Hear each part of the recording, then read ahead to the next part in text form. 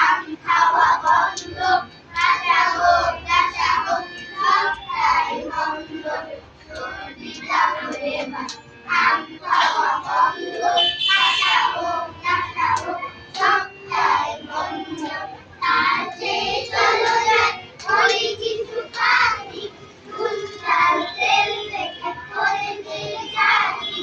তার চেয়ে চলো যাই করি কিছু কাজ, নুন ঝাল তেল মেখে করে নিই চাটনি। কি যে মজা চাটনিতে টক ঝাল মিষ্টি।